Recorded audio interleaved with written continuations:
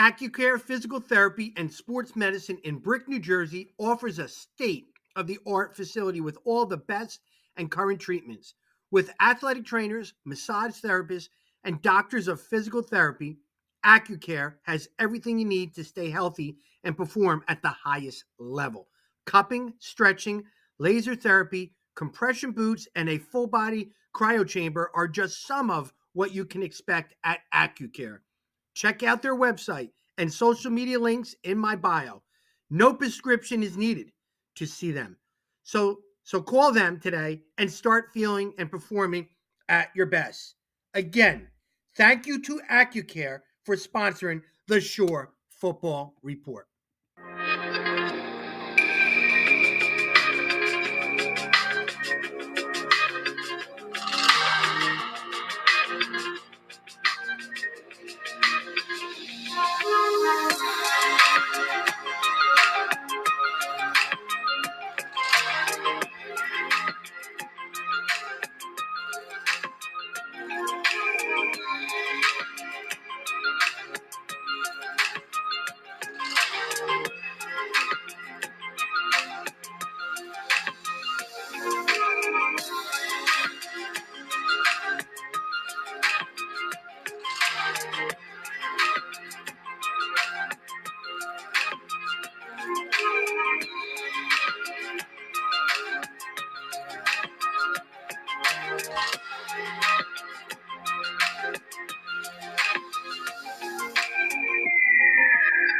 Hello, everyone, and welcome to the Accucare High School Football Preview Show, Ocean County Edition, presented by the Shore Football Report. Today, we will talk Tom Driver East Raider football with head football coach Kyle Sandberg in his seventh season.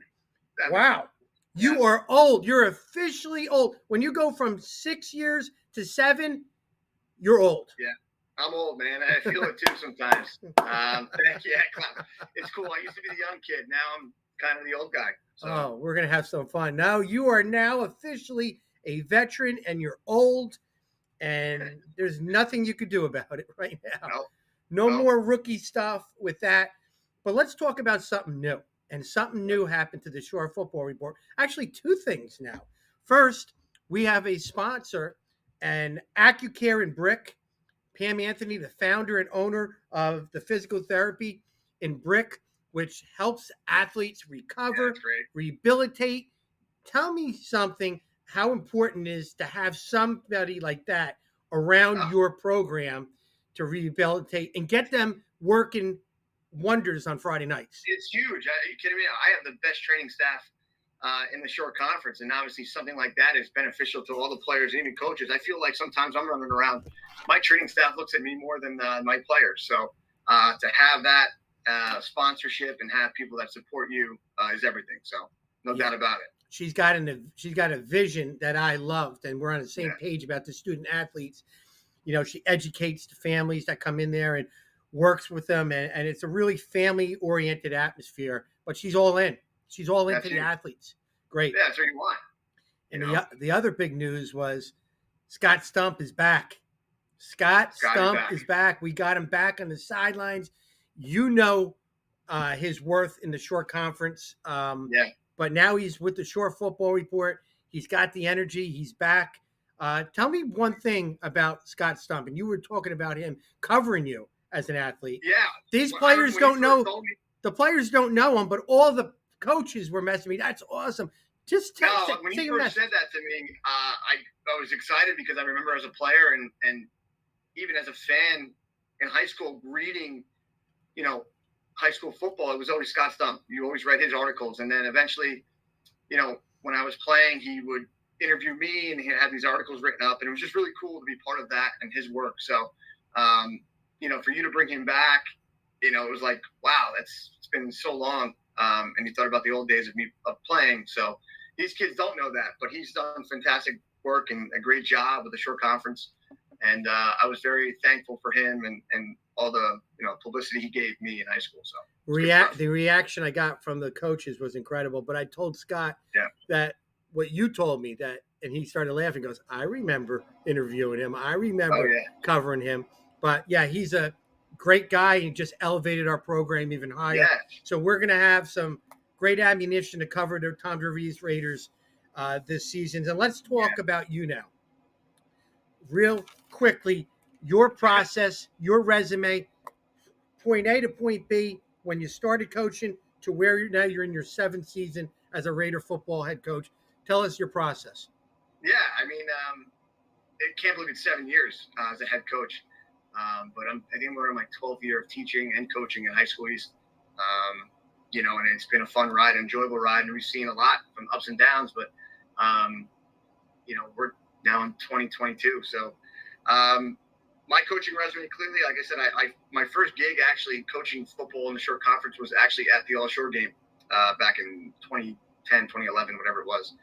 And then coaching under Charlie Diskin all the way up to 2016, and then taking a head job from there, and then being the head coach ever since. So, really happy with the progress we made. I mean, when we took over, you guys all know it was not a good place at the time. So, to get to where we were, to win the division title in 19, to be very close to making the state final that same year, and then obviously COVID year in 2020, we had a good group, and I was sick with COVID and it affected my entire program that year. And we had a rough start. But when the pods came out that year, it was a playoff bracket. And it was really cool to see our kids elevate and play and win that pod championship. So that was really cool. And then last year, 2021, we did the best we could with players that we had. And there were some great kids. But on top of a really tough and ruthless schedule. So, I'm very proud of what we did last year and taking a lot of kids and building them up and getting them playing time. I had probably maybe somewhere around 25 first time letter winners. So it was crazy. But yeah, I've been coaching here since 2010, 2011, whatever that was. And I would not want to be anywhere else. I love high school East. It means so much to me. And the staff that we have and what we developed over time with the community, I think is really family oriented. So very happy where we are, but obviously, you do have goals and you do have things you want to get accomplished. So we're looking forward to it. I got one question for you. Now that Yeah. you're a veteran coach, 7 years, any advice you can give some of the first year head coaches, your Yeah. experiences of how you're going to feel now and then 7 years later in your own program? What advice could you give Yeah. somebody? Well, it's crazy. We'll get into the schedule a little bit. But a lot of new first time head coaches are in that same division. And, Tommy Farrell has reached out to me a couple times during his process and just talking to him. And it's so different, and I've always said this learning that you always think you're ready, but you're not. So I remember being that young kid and for the first time in the game, and I'm like, all right, listen, I'm ready to go, motivating my team. I think I got everything covered. And then it happens and you're not even close. And I remember a moment when I was looking around, trying to look at the head coach and saying, all right, what are we doing? And I was like, oh my God, it's me. Like, I'm the guy. So you don't know until you're in it. And I think the best way is experience and just getting thrown into the fire. And the other thing I would say to myself back then is everything's going to be all right. You have these plans and goals, and everyone's got a game plan with their players, but then injuries happen, illnesses happen, things go on, and then your own personal life. For me, I was married. I didn't have any kids yet. I was just generating a new staff, and so it's just crazy how it changes. But I had my first son Carter, and I just had my second son Carson 7 months ago. So it's just you don't realize it, and it's going to be okay. So as much as you want everything to be a certain way, it's not going to be. I tell those coaches, enjoy the moment and Yeah, have a plan B and plan C in your head just in case you need it. Because if you have those alternate plans and when yeah. something happens, you're not sitting there like a deer in headlights. You're ready to go. So it's crazy what goes on in us coaches' heads.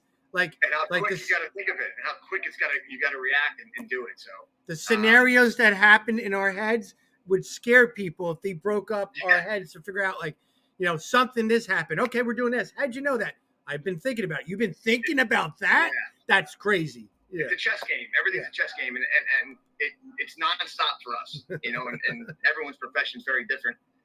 But coaching, it doesn't have to be football. My wife's, like I said, cheerleading coach, and there's other sports, but like you always have to be on to the next move. All right, coach, I'm going to take this thing off. I don't ever want to see it again. Back to Nice. normal. No more COVID. Last year we talked COVID. We're going to go back to normal, and we're going to talk about your off season. Those poor seniors for the last 2 years. So the last time they had a normal off season workouts was after their freshman football season. So Yep. they never got a chance to see the upperclassmen go through the progressions of stuff and say, hey, that's me when we start doing it 2 years later. So now you have to reteach your off season to your whole program again. I know that was probably fun, but it also was kind of probably difficult because you had it going. You had it going. Yeah. I want to hear what back to normal off season is at Toms River East for you. Yes. So you said it best. When I took over, we didn't win a game. We didn't really have much going on, and coaches and people that have been around programs, they always give it 4 years. Let's look at the 4-year plan on what this guy does. And obviously, in 4 years, we went from not winning games to winning a championship, and to being, like I said, almost in the state final. And then COVID happened, and then the whole world is thrown for a loop, and it was very different for everything. So for me at that time, Coach, can I pause for 1 second? What you just Yeah. said, you're right, because I heard that too. Because when people say 4 years, I think it's 8. And hear me out. Yeah. Because if you're really doing your job, you want the kids to go through your program and then go through college. Right. With all of that going on, judge a coach by 8 years, not 4. I've always said that Yeah. to administration, because having them at 8th year and then maybe them coming back, it all comes together. Well, that's the truth too. And the point I was just going to make was that 4-year mark, COVID happened. So I've always said, like, that was like a giant reset, not just for our program, but for people's lives in the world, and those seniors that are going to college and they didn't know what was going to happen. And for us in education, I thought we did a great job planning and coming up with the virtual schools and the Google Meets, and just the way we made it work was outstanding. And and you talk about this 8 years, like, yeah, it was hard. They don't know it yet. So, you talk about people coming back. Like Dylan Ranieri was part of the first group I ever coached, and he's coaching with us. So it's cool to see that turnover and the way that kids have developed through your program and into college and becoming adults. But at that time period, I lost a lot of those seniors from graduation, and now COVID hits. And it's a giant start over. So for my program at the time, we were trying to develop new kids into new roles with a situation and a circumstance that was never been done before. And obviously, we're not the only program that suffered from COVID. Everyone had it. Obviously, all those teams across the country and people in the world. So, but I remember I got sick, and it was just a giant like pause in our team at that time, because it was right during camp, and I was out for 2 weeks, and everyone kept getting sick and testing positive, and those kids at that time did the best they could with everything going on, and to win that pod championship. And I would have said to them in the program, those are back-to-back championship years. I was very proud of them. And now coming to this season, like you said, the seniors never knew an off season, a normal, what we're used to off season. So this spring was the first time that they've been in the weight room, that they've worked out, that they have been with coaches and players in a lifting, running setting outside of summer camp, right? So we had to reteach them everything they didn't know. And a lot of that is due from, obviously being restricted with certain things and not being able to get into the weight room. So it's been really exciting. And I thought the kids have worked really hard this past spring. And like you said, people don't understand. This is the first time they've been in it. People just think, oh, they should be. What are they doing? What's going on? They haven't been in it. So it's been exciting. It's only going to get better. I think building off of this, and like I said, for us, it was step one again. It was day one again. And that's kind of how I felt with COVID and graduation and my own personal life. Like I said, I have 2 kids now, and I feel like these are new territories for me that a lot of head coaches have not gone through, because typically, I was 29 when I got the job, 28, 29. So I just got married, and now I'm developing my own family. Mhm. So coaches, head coaches, they're much older. They maybe have kids already. They're established. And for me, trying to figure that all out during a time period that has never been done before, it was hard. It's hard. And we're getting into it now. We're doing much better. The kids have been outstanding, and it's been continuing in the summer. I would get a lot of phone calls from coaches all over, and they would say, these kids just don't get it that we actually have to work out after, Yeah. because they're used to kind of staying away from people and, fed for yourself a little bit with that. Yeah. But I also heard coaches now saying, we've gotten our greatest workouts in the spring into the summer because these kids have been itching to work out together. So I think it's positive in a way right now Oh that yeah, it's some kids are sense of working out. normalcy. They haven't experienced it, but to them, they're kids. So being Yeah. around other kids and working out and playing and having fun, it's what they remember doing as kids and children. So it's been nice, and like you said, it's been great because it's been better than what it was. So everything that we are doing across the board, not just in our program, but in the short conference, it has to be better than what it was, because where we were wasn't great. So I think all of the coaches, including myself, are enjoying this time period, seeing them work out, getting back to normal, and looking forward to a season. Coach, don't ever say the word pods again. I get like, No, I won't. I Coach, won't do my it. last year of coaching was during the COVID, and Right. pods, you can't touch a football. You had to wear a mask. It was Yeah. crazy. My experience, the first time we went on the football field in July, we just got turf field. So it was being built during the COVID. So I'm like, oh, great. And so my first practice was in July, phase one, pods, no football, heat, 95 degrees. I Yeah. came home. I took my mask off, and my wife was laughing at me, not because of the Hawaiian shirt I was wearing, but I had suntan mark around my mask of my Yeah. face. So I was pale and dark here. But yeah, it was Yeah. crazy. We had the Gator mask too, and it was a time that we didn't know. No one knew, So it's all for the first time, and that pod championship that we won was unique. And I joke around with people like, to win that, it's never been done before, and hopefully it's never going to happen again. So to put yourself in that position to do the best you could with everything going on that year was really a great end of the story for that senior Well, the class. guys who what these doctors that made these rules up for pods, when they say you can have nobody more than 10 people in a pod, can what is that extra guy gonna do if they added 11 to let you at least have You would have to you run him in. He's the guy that runs into the play yeah. and give him signs, and he goes back out the wide receiver. So you don't actually have 11 people in the huddle. So But these doctors are saying nobody can be 6 feet or closer. What happens if you're 5 feet and a half? Like, who made yeah, these rules up? But these doctors made it 10, not 11. Why couldn't yeah, they just include football and say you get 11? Come on in. It was yeah. crazy. But I think all around, like even from school, and I just remember, you know, Pat Thomas and just the school administration and just how the classrooms were and how crazy it was to try to get back to this normal way that we're used to school. And I thought they all did a great job. And I think all of us as staff and just followed, and we made it work, man. And that's what we do. And I talk about adversity all the time with my kids. Like, I live on that, and there's things that are going to go on in your life that you don't expect and you're not ready for. So how are you going to respond? And I think during that time period, we all responded the best we could, and we made it work. So Crazy. I mean, just think of us. When you meet somebody, you want to handshake them, or yeah. you have to ask permission. Well, with kids, we're working hard and they're sweating and they're grinding and getting after it.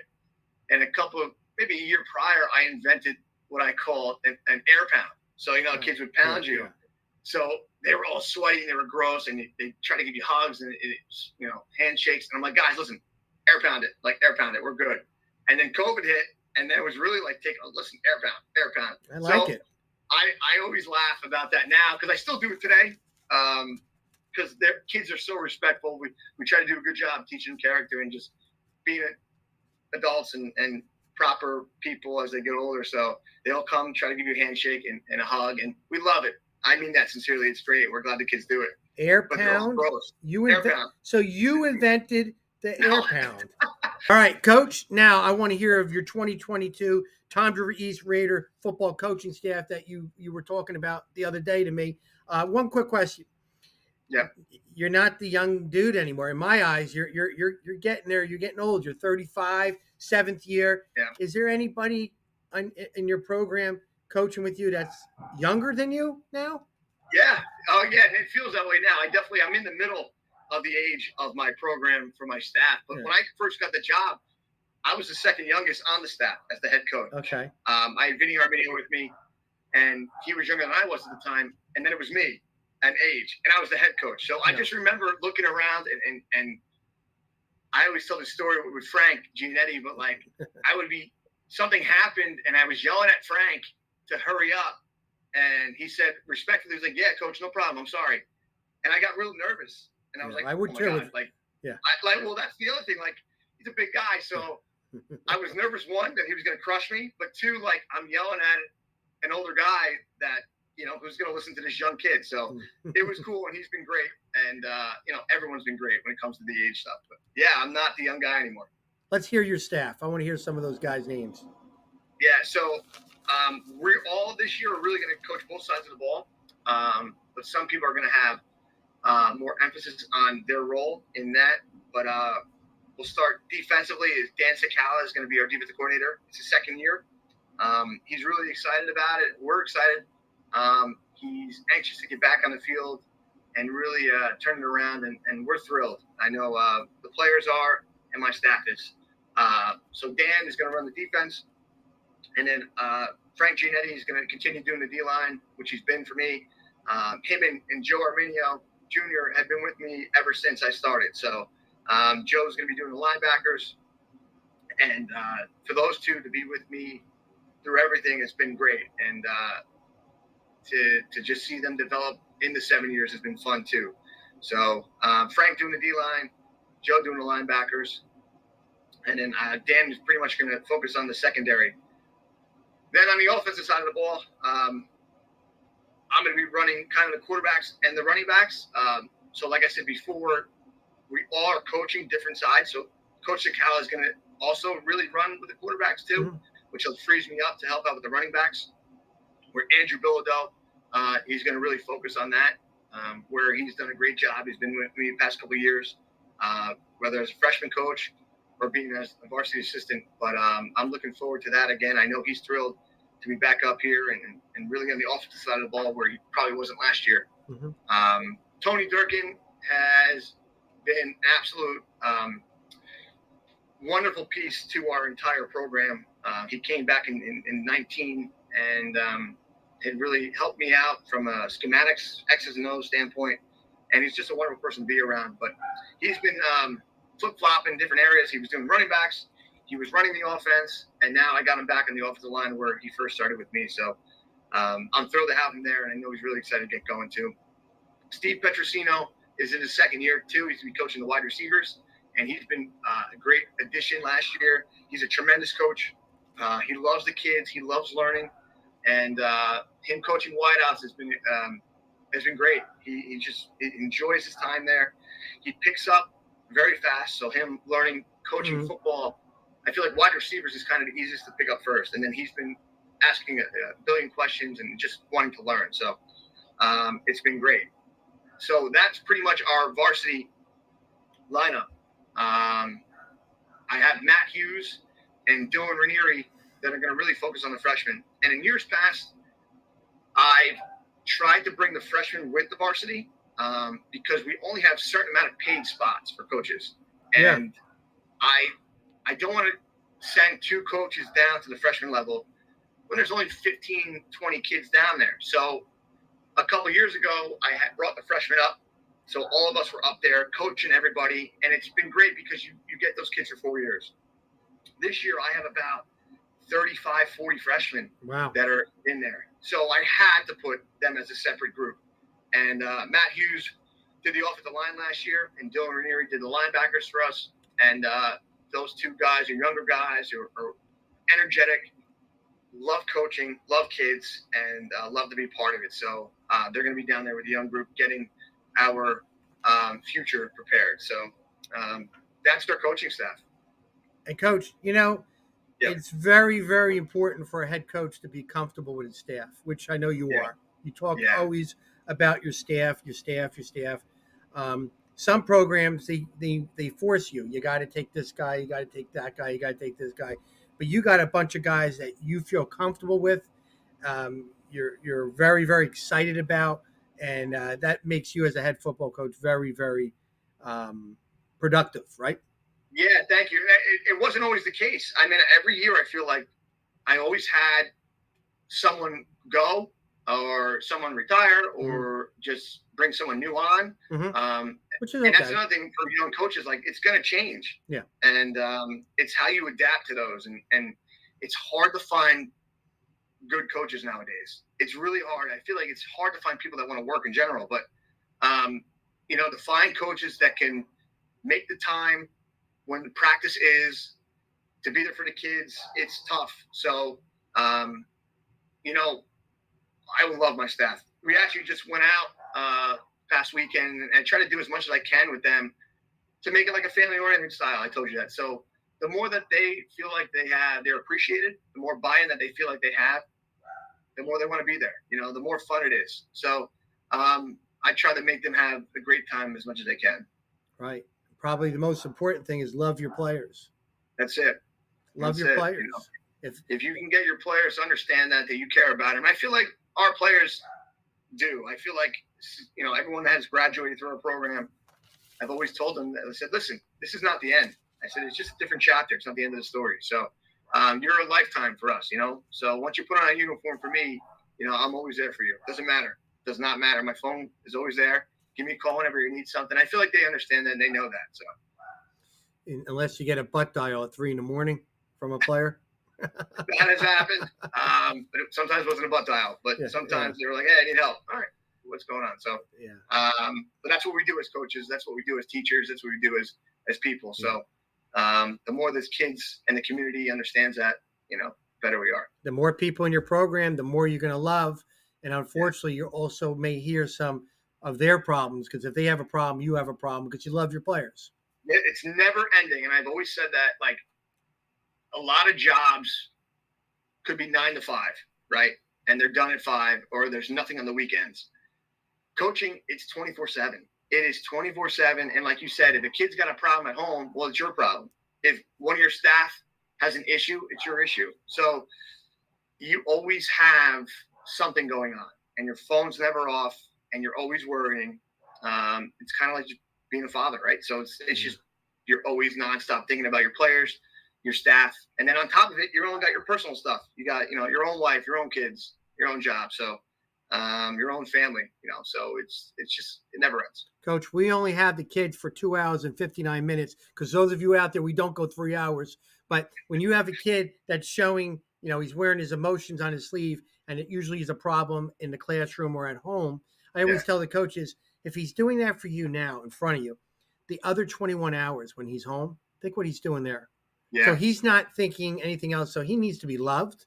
So make sure that when he's away, that he's there for you. So maybe you don't have those repetitive days of, kicking the grass a little annoying over a buzzword that might have been said so innocently.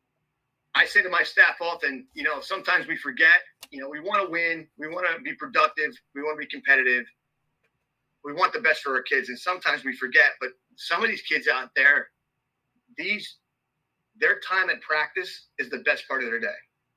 We have no idea what goes on at home sometimes, and we try our best to figure out everything that's going on and make them understand that we're there for them. But those hours at practice for some of these kids are the best time of their lives. So let's make sure that we understand that and continue that. Coach, when I was at Barnegat, we fed these kids. A Wednesday night, we would have a film, voluntary, and we would feed them. You go, we feed you. So they would eat a Wednesday night. Thursday, they went out with the team, and they would go out certain places and have a host party Thursday. They eat Thursday. Before the game Friday, they get meals. I Yeah. said, what I found out is our guys are putting 5.5 pounds on before the game started with all this eating. But you know There's no what? weigh-ins. But those, I'm Italian, and eating with a group of guys, I think kind of, solved a couple problems with them. They knew that when they were there, they were with a bunch of brothers, eating, having fun, and they did 3 consecutive days. It was pretty costly, but those boys loved it, and they did. We got bigger as the year went on because we had those Yeah. 3 meals for those kids, Yeah. and the Well, coaches, and the coaches, they got bigger too. Yeah, yeah, well, I'll tell you, that's something that you try to get back is just something like that. The meals, like you think about COVID and not having those, and the pasta parties, you're limited to them, and it's yeah. crazy. But yeah, something like that, I think the kids will really appreciate more than we know. They do, and the coaches like the free meals too. Oh, they love it. They love it. I never had a D line coach that ever was late for a Friday meal. Ever. Ever. All right, coach, to the left, 2022 Tom's River East Raider football schedule. And on the right is the Liberty Division that you are now a part of. Can you Yeah. talk briefly about your schedule? And then you and I will kind of go back and forth with Liberty. Yeah, so I think obviously the short conference is trying to make it competitive for every school, and I think this year, looking at the schedule, it should be more competitive, a little closer with teams than it was last year for us. Mhm. So I know we're excited about it, but the one thing, if looking at the schedule, they're all good teams. It's always going to be a battle, and I hope my kids understand that you got to come your best game and be ready to rock and roll because you're going to be in a fight. There's no doubt about it. So, you open up at Tom's River South, and the one thing, not just with South, but a lot of the teams we're playing this year is a lot of new head coaches. So for us, when it comes to game planning, we're unsure of what's going to be happening, what they're going to be running in all three phases. So, but obviously, I know Matt Martin for a long time, and he's really excited about taking over the program, historical program for him and his family, and just Tom's River in general. The one cool part about that game, it's before school even starts. So to do that before Labor Day weekend on a Friday night in Tom's River, I think it's going to be really cool and really special. And it's going to be at South. And, I love high school East. I love playing our games at high school East, and I love being there. But playing football on Friday nights and at Towns River South is a unique place as well. And it's going to be a great atmosphere. So we're looking forward to it. So the first 3 games, like I said, are going to be new head coaches. So, and they're all going to be tough, and they're all got good players coming back. So, you go through Manchester, Pinelands, Barnegat. Those are our first 3 games that are home. So we're lucky to have 3 home games back to back to back in September before we get on to, a juggernaut with Point Borough. Mm-hmm. This is going to be our second away game. So then from there, we're going to Matawan, which is our only Saturday game, which has been a competitive game last year in the rain, the monsoon at Matawan. It was one game that it was competitive throughout, and we had a chance of winning it, but unfortunately we didn't finish it. So, and then we go with another juggernaut of Toms River North at East this year. So, and then we finished the season with at Jackson Liberty. So across the board on that schedule, it's competitive. It's tough. It's my job to prepare my kids really mentally for the experience they're about to get. So, we got 8 games and then it stops and then you're waiting. So, Yeah. It's going to be cool. It's going to be unique. This is the first time it's doing this with 8 games and starting before Labor Day and then finishing before Halloween is kind of crazy to me. So, yeah. Coach, your 3 non-conference games. I mean, looking at your schedule, it's tough. I mean, you're playing the two sister schools, Tom River South, new head football coach. Right. You know Matt Martin's going to get those guys going first game, and you got to say South is going to be at the highest they're going to be with. Yeah, there's no doubt about it. They're going to be pumped. It's a new head coach, a new atmosphere, a new aura, whatever they're going to bring, and before school starts, Labor Day weekend, Friday night. It's going to And be the home. place is going to Yeah. be pumping. Yeah. At home, Whoever did this schedule, I mean, come on. What you couldn't you play him week 2? Now then that Yeah. and also Tom River North, who let's face it, they're probably the number 2 team in the Shore Conference. Everybody back, they're loaded. Oz knows it. You know that. You play those guys every year. They know it. He knows it. And I told a lot of people last year when people would ask me, I said they're good guys. They're going to win the state title, and they almost had it. Honestly, they were in the final, but a lot of people had them down because of the division they were in, and they belonged in it. They were battling. They were tough. They were very good. And the scary part is they're going to get even better for the next 2 years. And then you play Point Borough, who is the defending South Jersey Group 2 state champs with almost everybody back. But let's not talk about them anymore. Let's talk about the Liberty, because now you're going to the Liberty and wait, real quick. I don't want to shortchange Borough, but yes, they're very good. They're those out of conference games, they're all going to be very good. And Borough is a top team in the Shore as well. So I mean, and they won the state title, and to come back with everyone back, and it's going to be at Borough too. When that place is electric, from what I've heard, it's going to be a dogfight. No doubt about it. It's going to be an intense atmosphere. But like I always say to my kids, I don't care who you play. We just got to give our best luck and be competitive and be tough and be gritty. And I can tell you that we're going to do that. So we're going to try our best. You're going to be playing in some electrifying stadium crowds. You really are. Going to the Liberty. Now, Coach, a lot of parity. I do believe this division has a lot of parity. You're in the mix. You're the unknown to everybody else, because everybody else kind of plays each other, minus Matawan. Matawan kind of was added to. Looking at Matawan, Barnegat, a lot of guys back on both teams. Include yourself in there too. So I see you three. Pinelands has got a lot of guys back and a new coach. Manchester, new coach, a lot of excitement. I've seen them all summer. And Jackson Liberty's got some dudes in their front in their top 11 that I think they're going to be better than you want them to be. All right. So there's a lot of parity in that division. Did you do a lot of research on these teams yet? No, honestly, I haven't yet. The way I look at it, honestly, I got to worry about my kids first. So we're trying to figure out a game plan for my kids and the group we got, because we're going to be new when it comes to that. Our O-line and D-lines are going to be back, but our skills are going to be new across the board. So once we develop our team, and then from there we'll start doing the research. But knowing off the top, a lot of those coaches are brand new, so we don't know what we're going to get. And listening to some of your interviews already, they've been funny because they don't want to share their information yet. The one thing they have going for them is we don't know what they're going to do. So to guess right now would kind of be a waste of that time. So we'll see what happens. But playing Liberty in the past and playing Matawan in the past, there's obviously some similarities there with the same coaches. But for the never played Barnegat before, and it's just the whole division is going to be unique in that sense. So I think it's going to be competitive. It's going to be a challenge, no doubt about it. I know it will be competitive. I don't think it will. I know it will, because I know the coaches in there. I know the players that you all have, and I do know it's going to be competitive without a doubt. That's the challenging, the exciting thing. The fans will like it, because every week will be a game where it can go either way. 15-year-old, 16, 17, 8-year-old kids are. They're in a bad mood. The other guys on the other side are in a great mood. And now you mix in your strengths with their weakness, and you never know. But you guys are definitely in the mix for that Liberty division to go along with that tough, brutal, non-conference schedule. That's great. But you're up to the challenge. You got guys working. Working up. They're working hard. I'm not backing down from any challenge. That's just how I've been.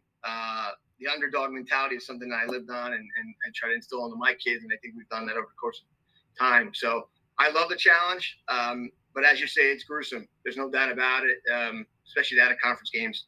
But listen, you know what? No excuses, no complaining. Figure it out and get it done. So, okay, Coach, can you talk briefly about what you guys schematically are going to run offensively and defensively this year?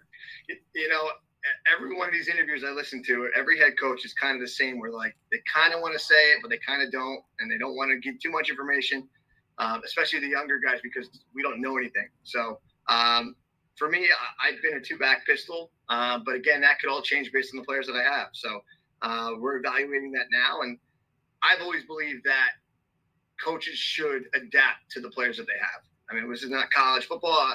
We're not recruiting at High School East. So whatever I get is what I got. And it's our job as a staff to figure out the best way to put our kids in the position. So we'll see what happens. Maybe we're going to turn into an air raid offense. Maybe we'll turn into what we've been, we're a pound and ground game. But, the bones of what I've done has been a two-back pistol for the past couple of years. When it comes to defense, it's been multiple as well. And I know a lot of people say that defensively it's multiple, but you got to be able to adjust. But it's been back in the days with a 4-2-5.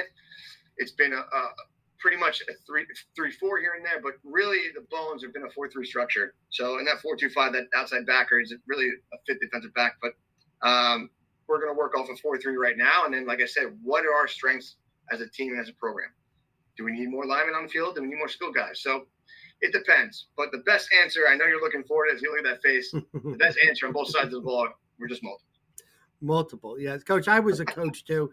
I used to do the same thing with with the interviews. We were a fast-paced, up-tempo, no huddle team, and I remember we played Donovan Catholic when Coach Sergione's first year. So I said the only way we could beat these guys if we don't show them what we're doing. So I said we're going to huddle, and we don't huddle. We never huddled. And I said, we're going to huddle. We're going to have wristband. The quarterback's going to run to me, run all the way back. We're going to be very stagnant. We're going to look terrible. It's going to be very uncomfortable. And we look terrible in our scrimmage. And that's all we did. And then when we played game one, we went fast and did everything that we practice all the time. But us coaches, we always want to hide something. You do. You do. But after week one, week two, guy goes, thank you. Okay, good. No, I've been in, right, exactly. And that's what I mean. Like, and get back to South, like, we don't know what's going to happen. The scrimmages and a lot of coaches, they don't show everything. And you're torn sometimes because you want to get good at what you're trying to put in. So you want to run those things against another team. But at the same time, you don't want to expose anything that you're going to do. So, and again, the players that we have is what we got. So again, I'm not going out and looking for play. This is what I got. Whoever's at High School East, whoever's signing up for football at High School East, us as a staff are going to try to put them in the best position to be successful. I have learned, though, if you're not doing things in scrimmages that you've been practicing, your habits that you've been doing throughout the last couple of weeks, they're not going to feel comfortable. You have to make sure you got to make sure they're ready here because that's where practice comes in big time, and that's something we do at East.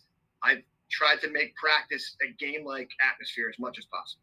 So from the intensity to the time to plays to formations, we try to make it as competitive and game-like as possible. And when those players, they do scrimmages, as coaches, we go, we're going to treat it like a scrimmage. To the players, they want to play. They want to play. Go.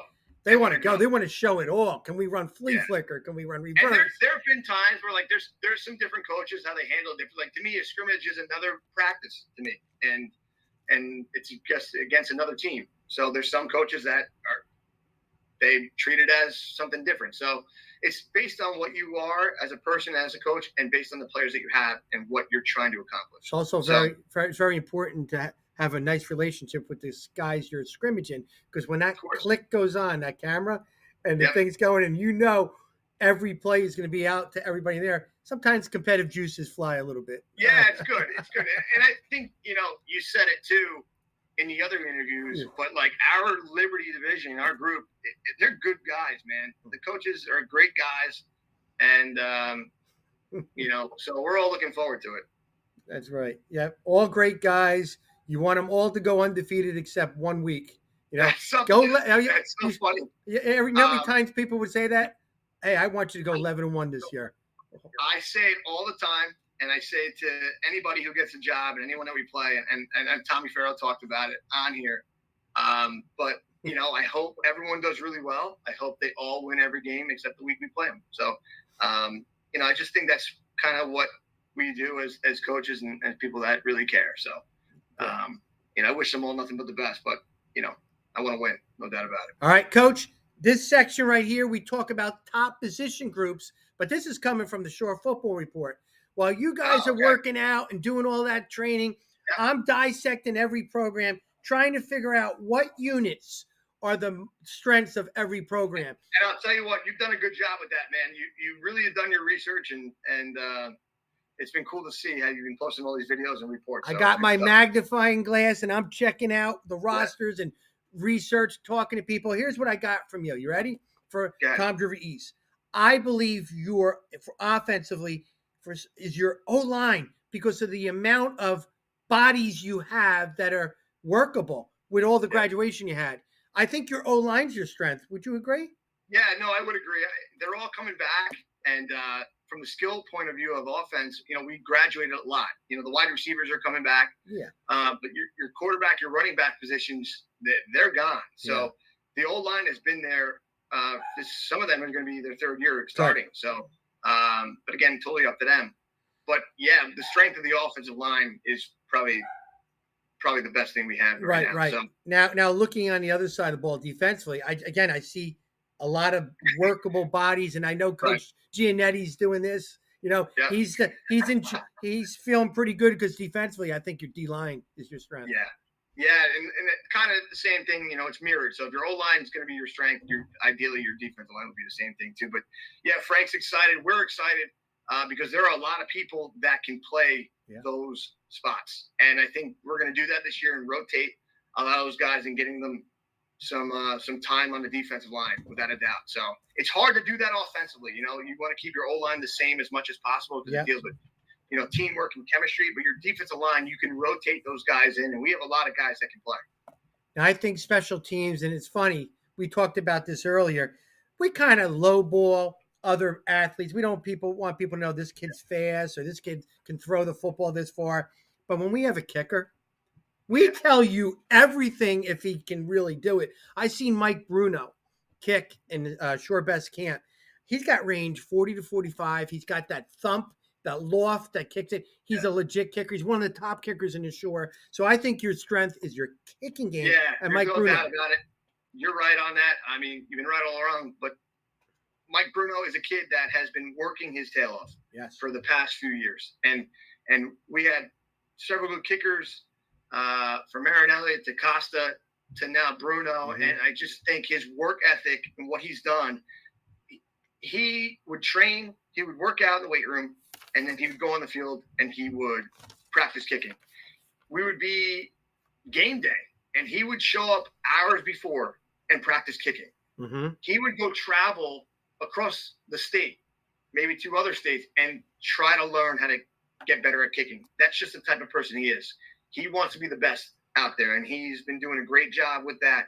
And I think last year's experience helped him and showed him where he needed to improve and where he wants to go. And this entire offseason, he has done everything he can to put himself in a position to be the best around. So, I believe he was I'm perfect. very proud of him.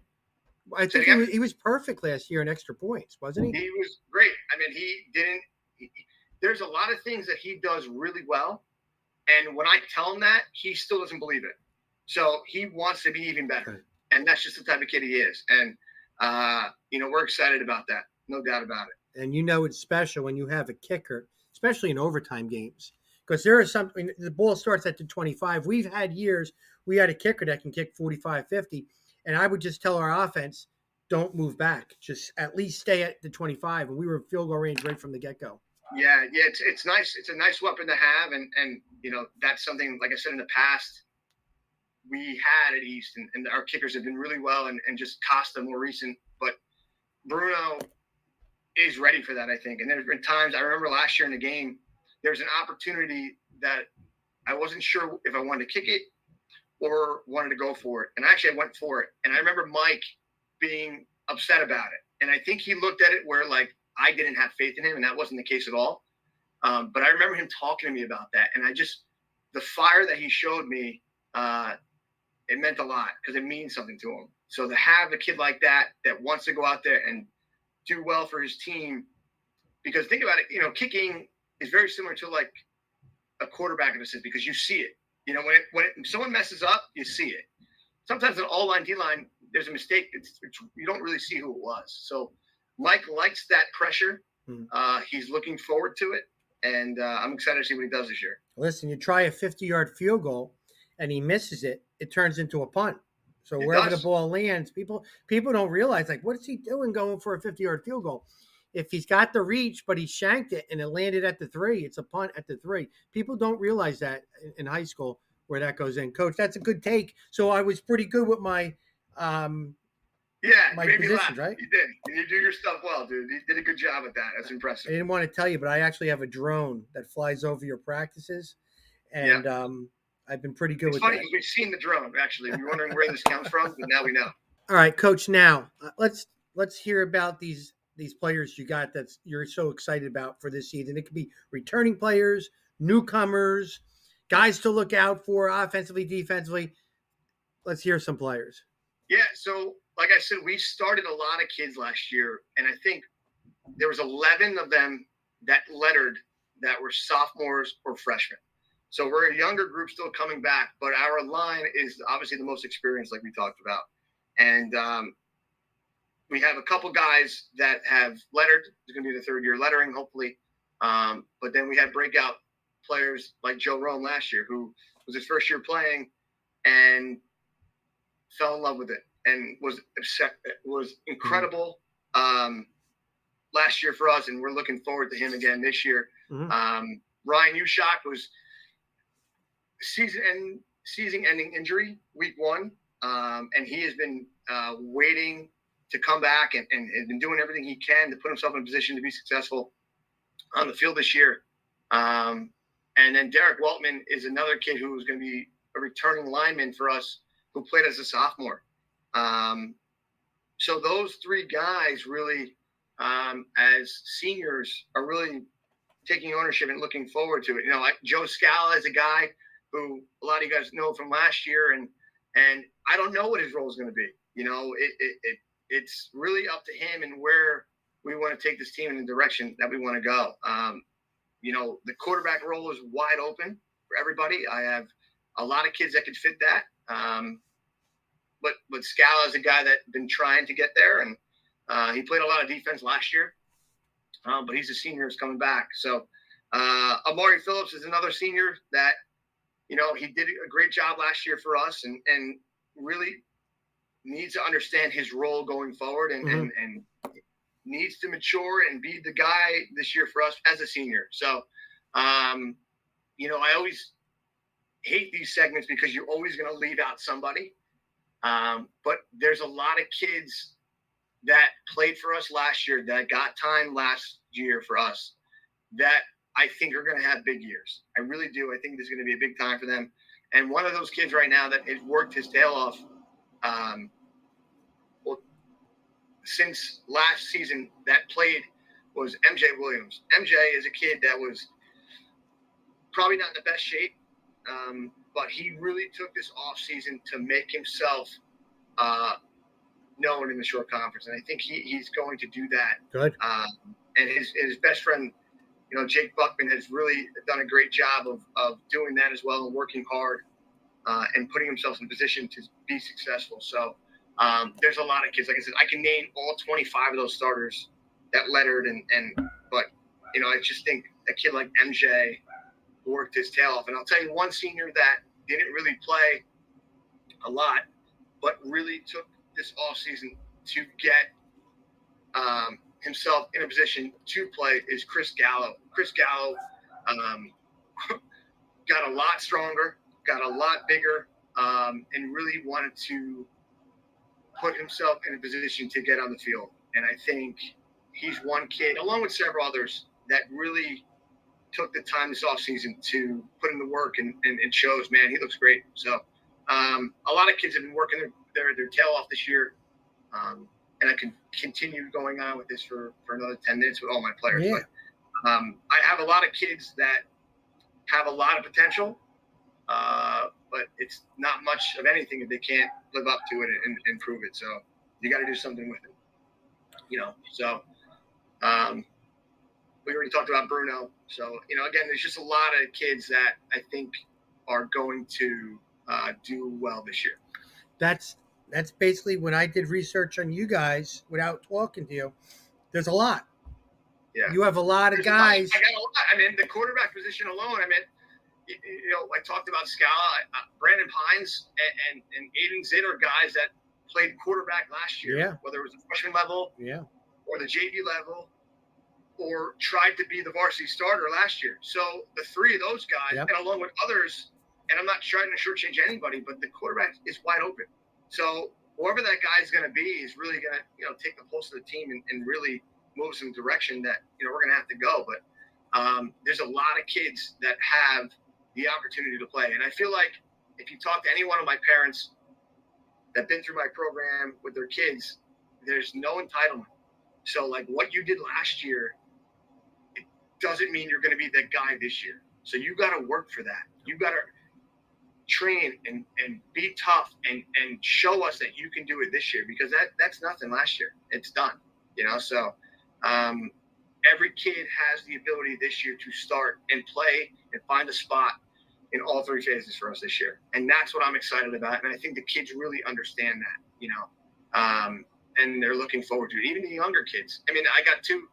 Avery Phillips was a kid that played and lettered as a freshman. So did James Lynch. They lettered as freshmen. And for me, that's rare. That's never happened to me before. So, but I told those guys, just because you lettered as freshmen doesn't mean you're going to play as sophomores. Does not mean that at all. So there's a lot of kids that are hungry. They're ready to rock and roll, and they've been training really hard to get here.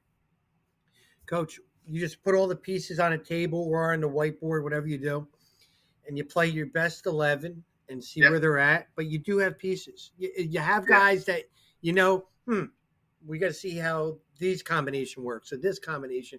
Listen, I had a 3-way quarterback battle one year, and I did all these different drills and I rated guys and all that. I took the guy who finished third in all the ratings. I moved him to quarterback. The guy who was the best at it, I moved him to receiver. Yep. He was upset. He was upset. But eventually, the receiver became first team All State as a receiver, but he thought he was the best quarterback. I said, you see that guy who's playing quarterback?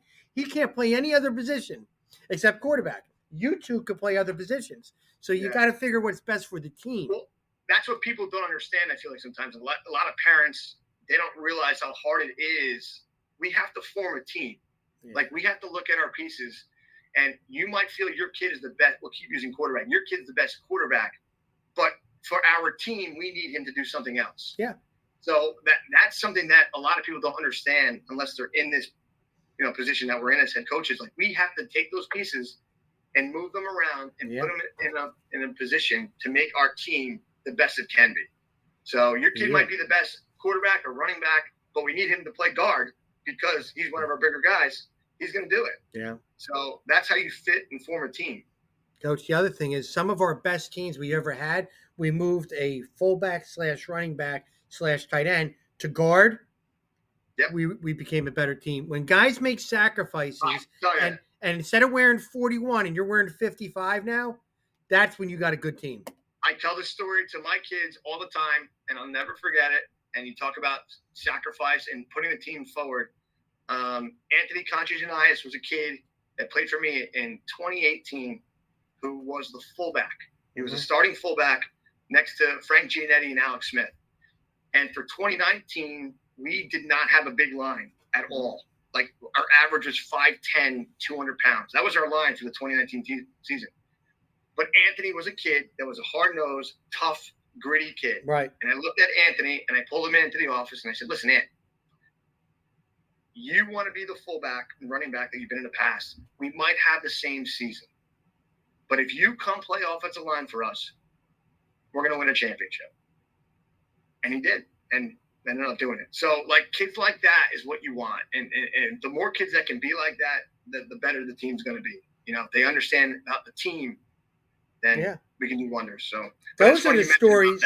I had that same situation. Let me tell everybody, listen to me. Those are the stories that myself and, of course, Scott Stump, mostly him, he'll be the writing. But those are the stories that we want to talk about because those are true leaders, guys that make the switch for the betterment of the program and make you elevate to statuses, like you said, championships or whatever it is.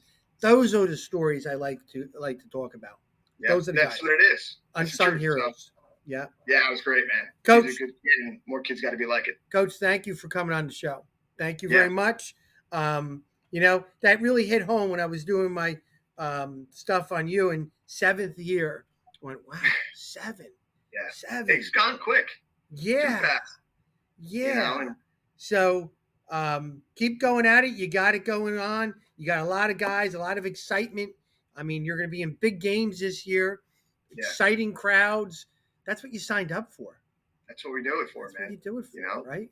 I'm looking forward to it. I'm excited, and I think the staff is, and players are, and the community is too. So that's a whole family, and we're going to put our best foot forward and try to get it done. Well, keep working hard, doing what you're doing. Stay positive like you always are. Love those kids. You need anything, the Shore Football Report is there for you. Tomorrow morning, this will be up. Make sure you promote it. Promote it. No, not tomorrow morning. My bad. I'm going to talk to your players. After I talk to your players, once it's up, promote it. This is your preview and have fun with it. And I know you have a very good following with your community and all that. So yeah, I appreciate what you've done for high school sports and short conference football the past couple of years, and really this is year 2 of this. So, but last year was fun. A lot of kids, a lot of parents and community members enjoyed the videos, and we were undefeated. We were Shore Football Report was undefeated. We never lost. Never lost. So, all right. That's great. I appreciate it. Be good. We'll be on your sidelines looking at your schedule. There's a lot of opportunity for us to go to one of those type of games. So, all right. I'll see you soon, Coach. Appreciate it, Coach. Thanks again. Good. All right, guys. Now I have the Tom Drewer East senior football players. We have 4 of them today, and I want to thank you guys. But let me introduce you first before you all wave to the screen. Actually, wave to the screen when I call you. From the left, all the way into the left, just wave your hand when I call you. We have senior Joe Scala, quarterback safety. Joe, thank you. Right in the middle, right there. Again, another senior, Ryan Ushak, a offensive guard, defensive end. All the way to the right, up top, we have offensive tackle, defensive tackle, senior Joe Rome. And right on the bottom, last but not least, he looks like a tough guy. I don't want to get him mad, but on the bottom left, we have senior Derek Weltman, offensive tackle, defensive tackle. Welcome to the Shore Football Report High School Preview Football Show. Thank you guys for coming. Yes. Of course. Let's have some fun, but I don't want to take, it's a nice summer day.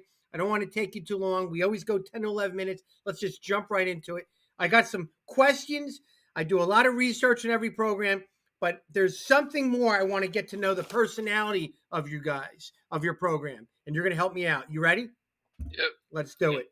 Number 1, who's the funniest dude in your program right now? Tell me right now. Who is the Hold on, Joe. You're laughing over there, so it must be somebody, or maybe be 2. Listen, as a coach, I would walk in a room where the whole team was in it, and I hear the giggling, laughing, the place going crazy. Coach Davis walking, everybody then goes like this. I never knew who it was, but now I'm not coaching. I want to know everybody's funny guys in their program. Tell me who it is. We'll go right around the circle. Scala, you do first. Who's the funniest dude in your program? I think the funniest dude in my program, and I think these guys can agree with it, is my boy Dougie Fresh. Yeah. Doug Spadero. Dougie's hilarious. I'm laughing just hearing his name. That's great. He's hilarious. Really? He's hilarious? Oh, yeah. Him and MJ, they're both hilarious. MJ Williams? MJ Williams, yeah. He's a funny dude too. Listen, when I go on the sidelines, if you're giggling, I'm going to know those 2 are the reason for that, or you're laughing at my Hawaiian shirt. I don't care how funny they are, but the impersonations of Coach Davis, limit it, please with that stuff. But they're funny dudes. They keep it chill in the locker room, though, right? Oh, yeah. Coach coming. Yeah, they got unlimited jokes. So you're all in agreement. There's no other person out there. Yeah. I mean, I'll say one thing. I do think we got a really close group of guys, and I feel like it's really all of us just kind of having a good time together when we're at football, all making jokes, just having fun. Yeah, 100%. Yeah, I feel like everyone's included in our group. Nice. But Dougie's really the head of the jokes. He's always got us laughing. You guys are laughing for the last 2 minutes, so he must be pretty funny. Probably. He is. That's great. And there's nothing wrong with having fun when you're working hard, guys. It really isn't. Number two, when Coach Sandberg has a message to send out to all you guys, there's always one or maybe two people that kind of take it and they tweet it out or they text it out. They put in the group chats. Who's that dude that takes the message of the coaches and says, hey, coach needs this? Who is it? I honestly think it's I would say Joe Rome, honestly. And I think it's also the guys that are in here right now. I think all of us do a good part with that. Yeah. Ryan, what do you think? Yeah, I'd say Joe Rome and Joe Scala, too. They both do a good job of getting the word around. Nice, right? It's nothing wrong with overlapping the same message. Like if somebody has to copy and paste, send it out. Yeah, Derek, do you agree? Are those two guys? Yeah, say like one of the kids got in trouble or something. Joe Rome, Scala, they're always like the first ones to send a text, be like, hey guys, this isn't what we're supposed to be doing. Let's try and get better. They're always the first ones to jump on that opportunity. Nice. So I'd agree. Would you agree, Mr. Rome? Yeah, Joe, all of us in this group, we just try to keep everyone motivated throughout the entire year. Like from end of the season last year till now, we just try to keep everyone motivated, keep going. I love hearing that, guys. I love hearing a bunch of seniors agreeing with each other, doing the right stuff, because you're never a senior till you're a senior. So you don't know how to be a senior until you're a senior. You can see other seniors act, but it's totally different. That's what's great about high school football. Everybody's in a different circumstance every year, no matter if you're coming back or not. Number three, back to normal. You guys have not had a normal offseason since your freshman year, after your freshman year. So for 2 years, coaches, families, communities, and most of all, you guys have not been back to normal. How great was it to be back in Raider weight room and being normal again for the first time in years? It's honestly incredible being back in that environment and being able to be around a group of guys that want to improve and want to get better and seeing them grow. There's nothing like it. And I'm glad it's this group of guys I'm able to spend that time with, and they motivate me. I hope I motivate them. So nice. Joe Rome, you got? Yeah, I no other gym like our weight room. I mean, we all push each other to the max when we're together and work together. So to finally be back in the weight room, be able to push each other was nice to have. Great. Ryan? Yeah, so everybody makes everyone else better around them. From everything we do in there, it's just everybody's always helping each other out, making sure everyone's getting better. All right. Joe Scala? I think one thing that really changed through the whole COVID thing is kind of like the perspective of it. I feel like when everyone came back into the weight room, it was almost like everyone was there to grind. Like no one was there messing around because we all saw what happens when you can lose it. So I feel like it just opened up everyone's eyes to it more, to want to work their hardest and improve. Joe, you being a skill guy and also playing quarterback too, there's nothing better than having your O lineman get a pat in the back by one of the leaders of the team and just let them know, hey, keep working hard. I know you're there. All right. And you can't do that in virtual. But sometimes you don't have to say a word. Just a little tap on the leg or the shoulder lets them know, hey, I know you're there. Keep doing it. And that's it. Because we were in a world, guys, of communicating differently, and we all felt uncomfortable. But now we're getting back to normal, and I love it, right? Best feeling is seeing my guys put up PRs in the weight room. All of us getting loud, hyping them up. Nothing better than that. Nothing. I always say this about my linemen. They are the most loyal dudes on a football team. You need to have them. They're brought up to protect, and they're the only people in a football program that could date my daughters. The O-linemen. They're awesome, right? Now I'm probably going to get – love the O-linemen. Now I'm going to get 3,000 people switching their position tomorrow saying, I want to date Coach Davis's daughters. I want to play O-line. But honestly, O-linemen are very protective. They care about the team, and I always say they're the greatest fathers out there. They are greatest leaders in the business worlds. They really, really are with that. Next question, expectations, guys. Listen, I talked to Coach Sandberg. I hear it. I did my research on you guys. But if I open up that locker room door and I go into the locker room, tell me what the expectations are with you guys all in the same room. What's the expectations? Nothing short of a championship. Nothing short of a championship. Just like that. Yeah. I think something that I feel like there's always some sort of like a shadow over East where it's like people just don't expect much out of us, and I feel like we're all just sick of it. Like I feel like everyone is locked in and everyone's ready, and I think if you go around the whole locker room, you'll get the same answer from everyone because it really does seem like the way practices have been going so far in lifting and all that, it like everyone seems bought in and everyone's there trying their best because there's really nothing more motivating than going 1-9. And like it sounds like when you go 1-9 the season before, if everyone's not in there trying to push their best and doing the best they can every day, that's a problem. Well, it's great. I was gonna say the same thing as Joe. Like going 1-9 last year, I think as bad as it was last year is the best thing that could happen to this team because now we've like the entire year we've just been locked in. Like this cannot happen again. Okay. And it was tough division last year, so I think we can expect a lot more out of our team this year. Right. We got humiliated last year all across the board. We don't want to feel like that again. So we're going to take every possible measure and step we can to not have that happen again because we all hated that. Every one of us. That's good to hear. Ryan, what do you think? Oh yeah, we have the bar set high. I mean, nothing short of a championship. That's our goal, and we're just trying to get there. Yeah, I mean, I get nervous when my players start talking champion. I'm like, oh my God, a lot of pressure on Coach Davis. Wow, but you want to be there. You want championships. You want to excel. Listen, you're working out because you want to be successful. You do. Whatever the chips fall, it falls. So it sounds like you guys got a chip on your shoulder, right? Oh yeah, that's scary. That's scary for other teams, to be honest with you. When the team, as long as you're working at it and doing the right stuff, and you have a chip on your shoulder, getting that extra rep in a weight room, that extra, drill at practice when the coach blows a whistle, let me finish the drill instead of stopping in the middle of the drill. That's special, and it pays out later on in the season. It really does. If you all think the same way. Last one, and then I'll let you guys go surfing. Is that what you do at East? Surfing? I don't surf. Not much, but no one's really surfing here. No. All right, you ready? Boys on here. You got to tell me now. Tell the Shore Football Report. Why is it so special to be playing at Toms River East under Coach Sandberg? We'll start with Joe Rome. Tell me why it's so special to be playing at Toms River East under Coach Sandberg. There's nothing greater than a Raider, man. It's like every Friday night to be able to go out and play in front of it's like our entire school goes to every game, and it's just amazing. And to play under Coach Sandberg, he's a great coach. I mean, he doesn't just teach us football; he teaches us life lessons, and it's really amazing to play for East and Coach Sandberg. Yeah, Ryan. Yeah, the environment.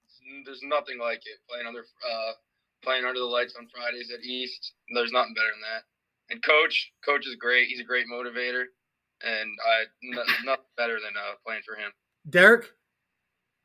Yeah, I've always been a very team-oriented guy, and like this team, I trust every single one on it. I have always trusted everyone on the team since freshman year, and I've been with a lot of these guys since freshman year, and even the guys who came in last year. Mm-hmm. I just feel like we have a bond as a team that's really unbreakable. It's nothing else like it. That's why I love it here. Nice. And Joe, end us right now. I think I'll end us on something good. Yeah. I think one thing about High School East is I don't think that no matter what our record is or what's happening with our football team, there's really no other school that I can see myself playing at, not just due to the fact to Coach Sandberg or the football team, just the environment of the school. Like when you're walking around on a Friday going through school in your jersey, you could just feel it. And then you go out there, and I really think, I firmly believe we have the best nation in the Shore. When our nation's out there rolling, there's no better feeling in the world than hearing all that while you're on the field playing. And then with Coach Sandberg, and I wouldn't even just say Coach Sandberg, I think we have a great staff of coaches that all of them really, they seem to focus on more than just football. When you look at the coaches, there's something you can buy into and something you want to get behind because you can see all these coaches and Coach Sandberg want us to grow up to be better men and want to make us better as a person, not just a better football player. Wow, that was well said by you guys, all four of you. Great job. I just wanted 5 questions. I'll tell you my take on why it's great to be a Raider Nation. First of all, Friday nights, it is crazy in the stands. They love you guys. They believe in you guys. Isn't that awesome? Yeah.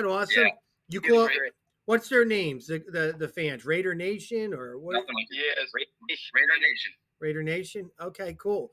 I got to get them following me. I think I'm not sure, but you got to get them following the Shore Football Report. We'll get a tweet out. Coach Sandberg is an alumni, and you know that this is so important to him because he's been in those shoes of what you guys are in, and he's seen it on both ends as a player and now a coach. He does care about you guys. He is a good ambassador of the program. Very proud of him. I can't believe he's been there for 7 years. I told him he's getting old. You know, but you do right now. 1-9 means nothing for the 2022 season. You guys are excited. You're optimistic. You're working hard, and you're goal driven. I like that. I really do like that. This was a very good talk for these last 10 minutes. I really appreciate it. Of course, thank you. Thanks for having us. You guys need anything, all right? We have now Scott Stump now working with us, one of the best reporters out there. Yours truly right here. We're going to promote all the programs. You keep working hard, make us work hard, and find the right people to talk about, and let's make high school football fun. You understand that? Thank you. All right, I'll talk to you guys soon, and this will be coming out tonight. all right. Sounds Have a good. good one. Thanks, guys. Have a nice night. Be good.